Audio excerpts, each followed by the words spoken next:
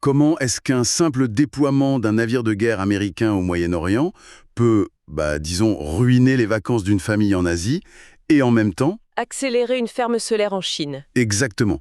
À première vue, ça n'a absolument aucun sens, hein. Il n'y a aucun lien logique.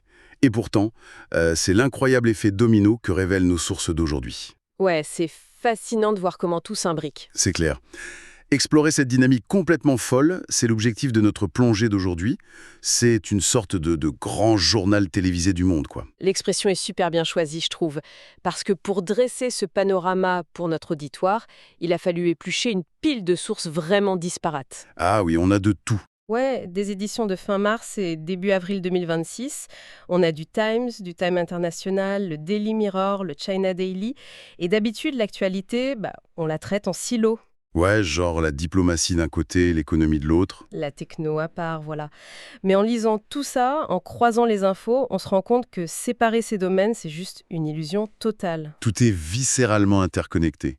Moi, l'image qui me vient, c'est celle d'une immense toile d'araignée planétaire. Tu sais, si on pince un fil à un bout du globe, Toute la toile vibre. mais instantanément, ouais. Et le fil sur lequel on tire le plus fort en ce moment, le point de départ de tout ça, c'est le détroit d'Ormuz. L'épicentre absolu. Et le tableau que brossent ces articles, c'est celui d'une région qui est vraiment au bord d'un embrasement majeur. Ouais, l'escalade militaire est hyper tangible dans les rapports. Complètement. Les sources décrivent l'arrivée de troupes américaines, carrément, à bord de navires d'assaut. Et évidemment, ça ravile des craintes très vives de guerre terrestre en Iran. Alors, juste pour être clair dès le début, on analyse la mécanique de ces événements telle qu'elle est rapportée par nos documents, hein.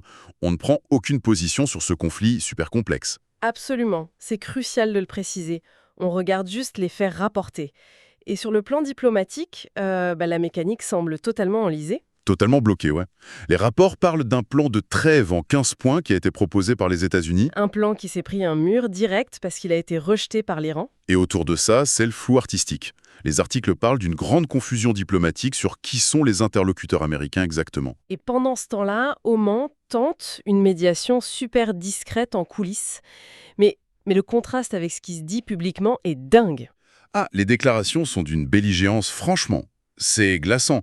Il y a le président du Parlement iranien, Mohamed Baghar Ghalibaf. Oui, sa citation est frappante. Il a dit, et je cite texto, que leurs hommes attendent que les soldats américains entrent pour pouvoir mettre le feu à leurs âmes. Mettre le feu à leurs âmes, c'est une rhétorique qui montre bien à quel point la région est fragmentée. Mais comment on en arrive à un point où un plan de paix échoue aussi vite? Les analystes géopolitiques expliquent qu'il y a un vrai problème structurel de fond. En fait, il n'y a aucune architecture de sécurité régionale. C'est-à-dire? Il n'y a pas de filet de sécurité. C'est ça. Ailleurs, tu as des traités multilatéraux, des institutions, des règles que tout le monde comprend. Mais au Moyen-Orient, ce cadre n'existe pas. D'accord. Du coup, un plan de trêve bilatérale, il ne repose sur rien de solide. C'est juste un pansement. Un pansement sur une artère tranchée, ouais. Mais face à cette absence de fondation et cette démonstration de force brute, est-ce que la diplomatie classique sert encore à quelque chose? C'est une excellente question. Parce que c'est un peu comme essayer de négocier les plans d'une maison pendant que la maison brûle, tu vois. Les diplomates essayent de jouer aux échecs. Et les militaires renversent le plateau. C'est une très bonne analogie. Et le feu s'étend, hein. Les sources rapportent que les rebelles houthis du Yémen continuent de tirer des missiles sur Israël. Et la Chine, de son côté, appelle le Conseil de sécurité de l'ONU à imposer un cessez-le-feu à Gaza avec une solution à 2 États. Exactement. Chaque acteur tire sur une corde différente. Aucune coordination. Ce qui nous amène à la vraie question. Comment est-ce que cette paralysie locale se propage au reste du monde? Et c'est là que le détroit d'Ormuz devient le goulot d'étranglement fatal. Ce qui s'y passe se transforme en une fraction de seconde en crise économique mondiale. Et les chiffres donnés par les analystes, ça donne le vertige, honnêtement. Oui, les projections font peur. Le marché de l'énergie ne tient qu'à un fil. Pour te donner une idée, le baril de pétrole a commencé l'année à environ 57 $. Ouais. Eh bien, avec ces tensions, les analystes prédisent qu'il risque de tripler d'ici la fin mars. Triplé. Juste sur des prévisions. Oui.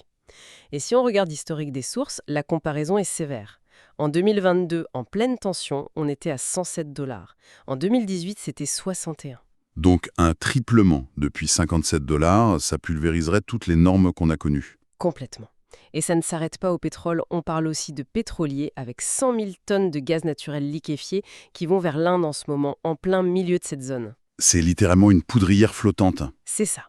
Mais le truc important à comprendre, c'est la psychologie des marchés. Notre économie, elle marche en flux tendu. Le fameux just-in-time. Voilà, personne ne fait de gros stocks, donc il n'y a même pas besoin d'une vraie pénurie pour que les prix explosent. Juste la peur de manquer suffit. Exactement. La simple peur qu'on coupe l'artère et le marché panique et fait tout flamber de manière préventive. Ça me rappelle tellement ce qu'on a vu pendant la pandémie de Covid. Ah, les chaînes d'approvisionnement ultra fragiles, oui. Dès qu'un maillon pète, tout le système surcompense. Le pétrole, c'est comme le système cardiovasculaire du monde. Si tu mets un garrot au Moyen-Orient, Les extrémités s'engourdissent et manque d'oxygène direct. c'est exactement ce que montrent les sources pour plein de régions. Tiens, l'Australie par exemple. Oui, l'exemple australien est hyper révélateur. Ils importent genre 80% de leur carburant. C'est énorme.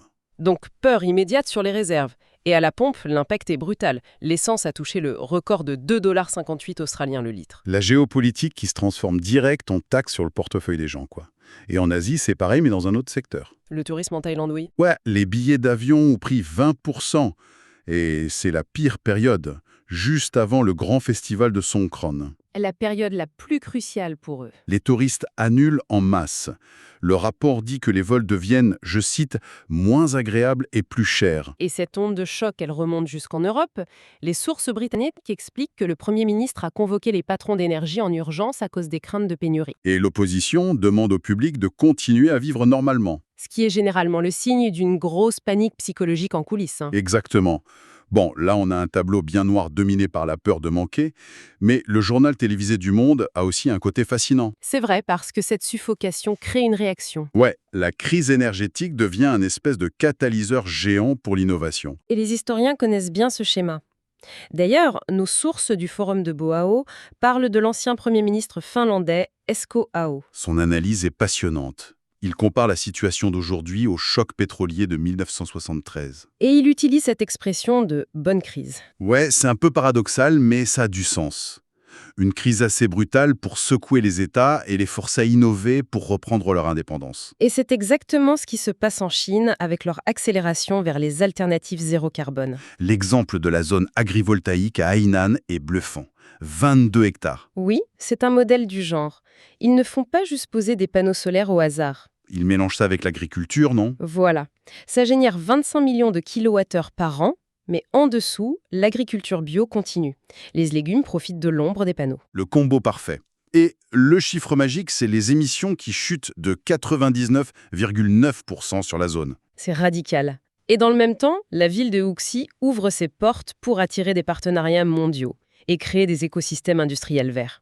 Et l'innovation, elle ne s'arrête pas à l'énergie. Il y a aussi la robotique. Ah, le passage à l'acte pour les robots humanoïdes. J'ai adoré l'analogie biologique des sources là-dessus. Pour qu'un robot marche dans ces nouvelles usines, il lui faut un cerveau et un cervelet. Oui, le cerveau, ce sont les modèles de langage de l'IA pour comprendre le monde. Et le cervelet gère tout ce qui est motricité fine et physique. Les deux travaillent ensemble. Mais bon, déployer tout ça, ça demande un état super solide. On ne peut pas réussir une telle transition avec un système corrompu. Ce qui nous amène à cette histoire d'épuration interne qui est citée dans nos documents. Le cas de Tan Ruisson. L'ancien président d'Avic, oui. Sur le coup, le lien entre un scandale dans l'aéronautique et des panneaux solaires, ça m'a pas sauté aux yeux. C'est pas forcément évident, c'est sûr. Mais en fait, c'est super logique. Comment sa condamnation s'inscrit dans cette logique de sécurité nationale? Parce que des mastodontes comme Avic, c'est le cœur de l'industrie technologique chinoise. Si on compte sur eux pour produire les robots et le verre, la corruption est mortelle. Ah, la moindre fuite financière menace tout le système. Exactement. Ce type a détourné 310 millions d'yuan. Il a pris une condamnation à mort avec sursis. Sursis parce qu'il a rendu l'argent, apparemment. Mais il a coopéré. Mais le message est hyper clair. En pleine tempête géopolitique, saboter l'industrie, c'est de la haute trahison. Donc la transition verte et l'IA, c'est plus juste pour le climat. C'est une armure économique totale. Absolument. Mais il y a un truc qui me chiffonne. C'est fascinant, ces zones vertes et ces robots. Mais le temps de la technologie, c'est pas le temps de l'inflation. C'est le grand drame, oui. Une ferme solaire, ça met des années à se construire. Alors que le baril de pétrole, il triple demain matin à cause du détroit d'Ormuz. Est-ce que ces solutions peuvent vraiment nous sauver à court terme? Non, clairement pas à court terme. Il va forcément y avoir une période de turbulence hyper douloureuse. L'ancien modèle s'effondre plus vite que le nouveau ne se construit. Donc on va souffrir avant que ça aille mieux. C'est ça, mais comme disait Esko Aho, c'est justement cette douleur économique immédiate qui force la main aux politiciens pour investir massivement. Ok, je vois le macro-récit. Le monde évolue par la pression. Par la contrainte, oui. Mais ce qui est poignant dans ces sources, c'est qu'au milieu de ces milliards et de ces porte-avions, paf, on tombe sur la fragilité de la vie humaine locale. Oui, la dichotomie est vertigineuse. Face à des trucs hyper anxiogènes au niveau mondial, on a presque besoin de se raccrocher à des événements humains concrets, palpables. C'est un vrai besoin psychologique, le fait divers, ça ramène l'empathie à taille humaine. Et l'exemple typique dans nos documents, c'est le Daily Mirror, avec ce drame à Derby, au Royaume-Uni. L'horreur absolue en plein centre-ville. Ouais, une voiture qui fauche des piétons, 7 blessés graves. Des scènes de carnage selon les témoins. Un homme de 36 ans arrêté pour tentative de meurtre. C'est une tragédie tellement immédiate. Ça contraste violemment avec les négociations diplomatiques qui durent des mois. Et dans un autre registre, il y a aussi la mémoire, hein. Oui, la mort de Mary Rand. La grande figure olympique britannique de 1964. C'est fou de voir que malgré le tumulte mondial, on prend le temps d'honorer nos icônes culturelles. Ça prouve qu'on a besoin de ces repères de constance.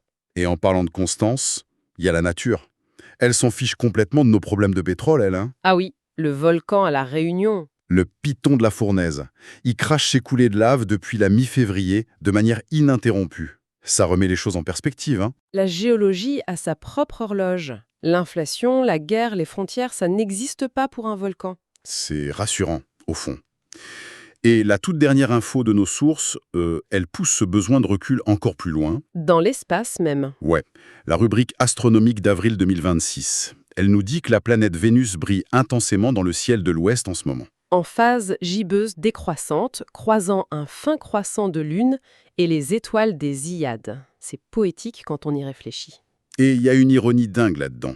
L'humanité est capable de déployer des trésors technologiques juste pour observer précisément Vénus. Une planète qui poursuit sa route dans une indifférence totale à nos crises. Alors qu'on n'est même pas capable de régler nos conflits sur Terre sans bloquer l'économie. C'est tout le paradoxe humain. Mais cette perspective cosmique, elle nous amène à une réflexion finale super intéressante sur notre point de départ. Vas-y, je t'écoute. Si on reprend l'idée du choc de 73, qui a été la première grande prise de conscience sur l'énergie, Ouais. est-ce que cette crise actuelle au Moyen-Orient, avec tout le chaos qu'elle entraîne à court terme, ne pourrait pas entrer dans l'histoire comme un événement libérateur? Attends, tu veux dire le moment qui forcerait l'humanité à couper définitivement le cordon avec le pétrole? Exactement. L'événement brutal qui nous en affranchit une bonne fois pour toutes. Pas par conscience écolo, mais par impératif absolu de survie. C'est dire que le pire blocage pétrolier possible serait en fait la mort même de l'ère du pétrole. C'est vertigineux comme pensée. Et c'est ce qui lie tout notre journal télévisé d'aujourd'hui. De la menace dans le détroit d'Ormuz, aux pompes à essence hors de prix en Australie, jusqu'aux fermes solaires géantes en Chine. Tout est connecté. Chaque crise locale fait vibrer la toile mondiale et provoque l'innovation d'un autre côté. C'est fou! Finalement, il suffit peut-être juste de lever les yeux vers le ciel de l'Ouest et de regarder Vénus le soir pour se rappeler qu'au-delà de tout ce chaos, il y a toujours un équilibre global qui cherche sa voie. Une très belle façon de conclure notre exploration.